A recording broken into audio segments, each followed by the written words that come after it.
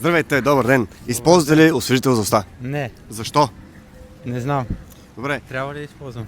според мен всеки човек трябва да използва. Вижте този освежител за уста на Брут. Сега, аз имам едно предизвикателство за вас. Давам ви да се пръснете 5 пъти в устата от това нещо. Ако успеете да се задържите устата за 5 секунди затворена и да не я отворите с пъмете въздух, получавате един такъв. Добре. Готов ли сте? Да. Добре.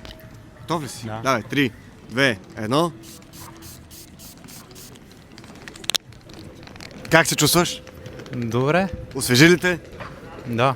Добре, това е освежител за уста на Брут, който е с една торба с билки и е 100% без алкохол и без захар.